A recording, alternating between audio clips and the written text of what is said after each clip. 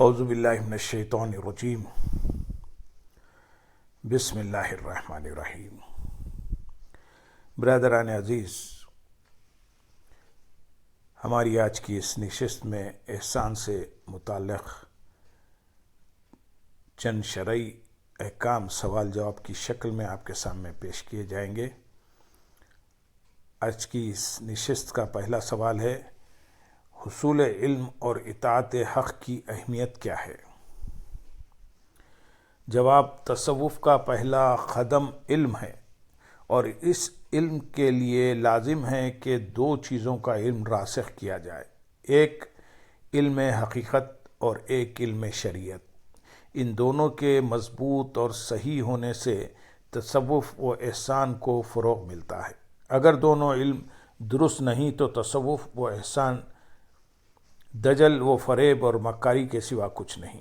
طریقت کی بنیاد شریعت ہے، اور شریعت میں سب سے پہلا درجہ ایمان اور عمل کا ہے۔ شریعت آخرت کے عذاب سے نجات کا ذریعہ ایمان و عمل کو سمجھتی ہے۔ جا بجا قرآن حکیم میں دونوں کا ایک ساتھ ذکر ہوا ہے۔ قرآن حکیم سورۃ العصر آیت نمبر 3 میں ارشاد باری تعالیٰ ہے، مگر وہ لوگ جو ایمان لائے اور جنہوں نے نیک عمل کیے۔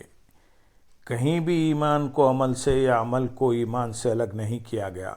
ایمان سراسر علم ہے اور عمل سراسر اطاعت ہے۔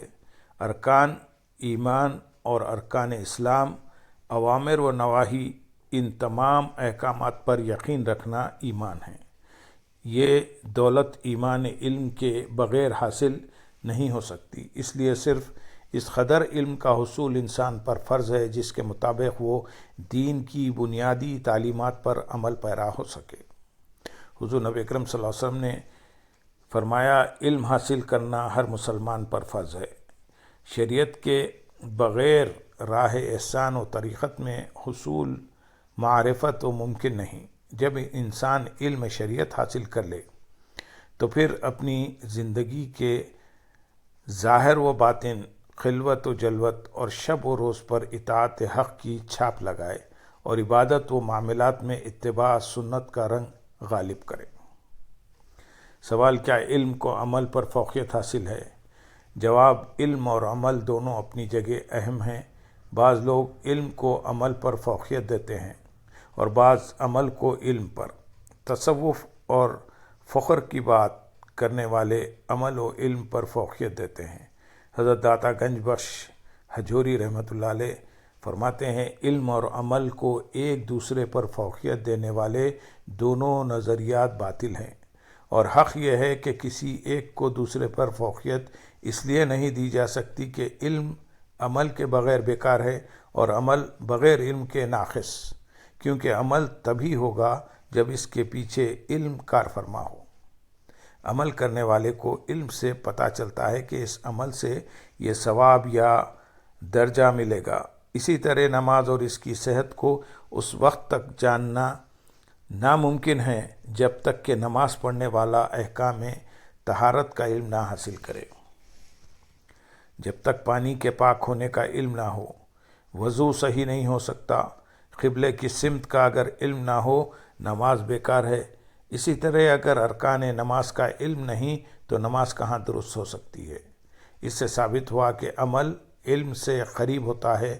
علم کو عمل سے علیحدہ نہیں کیا جا سکتا، بلکہ حقیقت یہ ہے کہ علم کا وجود بغیر عمل اور عمل کا وجود بغیر علم کے لغو اور باطل ہے۔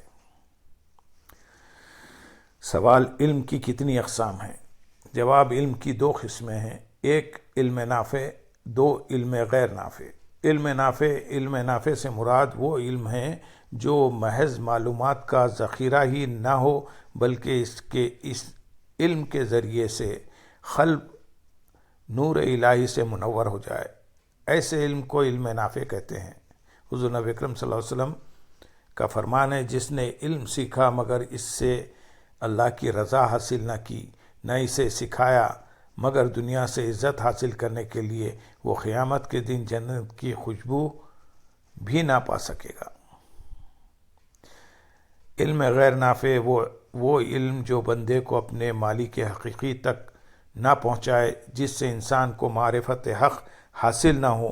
ایسا علم جس سے انسان کو حقیقی فائدہ نہ ہو وہ علم غیر نافع ہے۔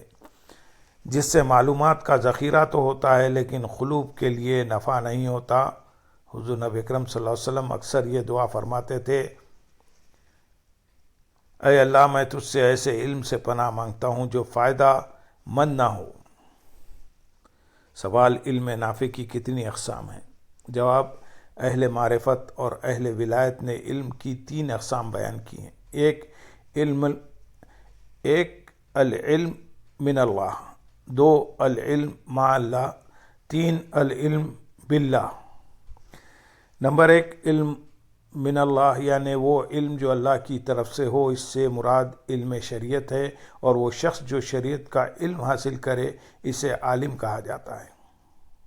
نمبر 2 العلم مع اللہ، اس سے مراد طریقت و حقیقت کا وہ علم ہے جو فضل الہی کی معیت میں حاصل ہوتا ہے، اس کے ذریعے مقام ولایت و طریقت حاصل ہوتا ہے۔ نمبر 3 العلم باللہ، معرفت کا علم عرفا کی اصطلاح میں علم باللہ کہلاتا ہے، جو حقیقت کے تقاضے پورے کرتا ہے، اور جو اس کے آداب اور تقاضے بجا لائے اسے محقق کہا جاتا ہے، اور جو معرفت کے آداب اور اس کی شرائط و تقاضے پورے کرتا ہے اسے عارف کہا جاتا ہے۔ سوال، علم نافع کب معتبر مانا جاتا ہے؟ جواب، علم وہی معتبر ہے جس سے قلب و باطن میں اللہ کا خوف اور تقوی پیدا ہو، اور علم کا نفع وہی متحقق ہے جس علم پر عمل کرنے سے دلوں میں تقوی اور اللہ کا خوف پیدا ہو، باطن کو پرہیزگاری اور خشیت الہی نصیب ہو۔ وہ علم جس سے دنیا کی مال و دولت اور دیگر مفاد حاصل ہوتا ہے، مگر اس سے باطن صاف نہیں ہوتا اور اس کا دل اللہ کی خشیت و محبت کا مرکز نہیں بنتا اور انسان کو حقیقی فائدہ نہیں پہنچتا، تو وہ علم غیر نافع ہے۔ سوال، مرتبہ احسان تک رسائی کا ذریعہ کیا ہے؟ جواب، بے شک یہ سوال بڑا اہم ہے کہ ایمان کے اجزاء اور اسلام کے ارکان، ایمان و عمل کے ظاہری و خارجی پہلو تو کتابوں کے مطالعے سے معلوم ہو سکتے ہیں، لیکن سوال یہ ہے کہ قلب کو مرتبہ احسان تک کیسے پہنچایا جائے۔ تزکیہ نفس، نور باطن اور اخلاق کی پاکیزگی جیسے اعلیٰ اوصاف بندہ اپنے اندر کیسے پیدا کرے، کیونکہ احسان جس کیفیت کی معراج کا نام ہے، اس تک رسائی کا کوئی ذریعہ بھی تو ہوگا۔ احسان ایک عمل، ایک کیفیت ہے۔ اصول و ضوابط اور جو قانون کتابوں میں لکھے جاتے ہیں وہ حدیث و آثار کی کتابوں میں مل جاتے ہیں، لیکن جن چیزوں کا تعلق وجدان و کیفیات سے ہے وہ کیسے ہے تحریر و بیان میں آ سکتی ہیں؟ وہ تو صرف ایک قلب سے دوسرے قلب پر اپنا عکس ڈال سکتی ہیں۔ مرتبہ احسان تک رسائی کا ذریعہ مرشد کامل یا مربی کی ذات گرامی ہے۔ سوال، وسیلے پر کوئی قرآنی دلیل دیجیے۔ جواب، ارشاد باری تعالیٰ ہے، سورۃ المائدہ آیت نمبر 35 میں، اے ایمان والو اللہ سے ڈرتے رہو اور اس کے حضور تک تقرب اور رسائی کا وسیلہ تلاش کرو اور اس کی راہ میں جہاد کرو تاکہ تم فلاح پا جاؤ۔ بعض لوگوں کے نزدیک وسیلے سے مراد نیک اعمال ہیں، لیکن اللہ تعالیٰ کا خطاب ایمانداروں سے ہے کہ وہ تقوی اور پرہیزگاری اختیار کریں اور اس کی راہ میں مجاہدہ اور ریاضت کو اپنا شعار بنائیں۔ اس کے ساتھ تقرب اللہ کے لیے وسیلہ پکڑنے کی تلقین کی گئی ہے۔ یہاں وسیلے سے مراد نہ علم ہے، نہ ایمان اور نہ ہی نیکی اور تقوی، بلکہ اس سے مراد مرشد کامل اور شیخ طریقت ہے۔ سوال، کیا حضور نبی اکرم صلی اللہ علیہ وسلم کی سیرت طیبہ اور سنت مطہرہ میں بیعت و ارادت کی کوئی مثال ملتی ہے؟ جواب، حضور نبی اکرم صلی اللہ علیہ وسلم کی سیرت پاک کے مطالعے سے پتہ چلتا ہے کہ بیعت کا موجودہ طریقہ سنت رسول صلی اللہ علیہ وسلم سے ماخوذ ہے۔ یہ عمل بدعت اور کوئی خلاف شرعی بات نہیں ہے، بلکہ سراسر سنت کے مطابق ہے۔ تمام صحابہ کرام رضی اللہ تعالیٰ عنہم اجمعین نے براہ راست رسول اللہ صلی اللہ علیہ وسلم کے دست اقدس پر بیعت کی۔ اس دور میں بیعت کی کئی اقسام تھیں: قبول اسلام کی بیعت، خلافت کی بیعت، اقامت ارکان دین کی بیعت، سنت و تقوی اختیار کرنے کی بیعت، ہجرت، جہاد، اطاعت وغیرہ مختلف بیعتیں رواج پذیر تھیں۔ اللہ تعالیٰ نے قرآن پاک میں بیعت رسول اللہ صلی اللہ علیہ وسلم کا نہ صرف ذکر فرمایا بلکہ رسول اللہ صلی اللہ علیہ وسلم کے دست مبارک پر کی گئی بیعت کو اللہ تعالیٰ نے اپنی بیعت قرار دیا۔ چنانچہ قرآن حکیم سورۃ الفتح آیت نمبر 10 میں ارشاد باری تعالیٰ ہے: اے رسول صلی اللہ علیہ وسلم، بلا شبہ جو لوگ آپ کے ہاتھ پر بیعت کرتے ہیں، فی الحقیقت وہ اللہ ہی سے بیعت کرتے ہیں، گویا اللہ کا ہاتھ ان کے ہاتھوں پر ہے۔ اللہم صلی علی سیدنا محمد وعلی آل سیدنا محمد وبارک وسلم۔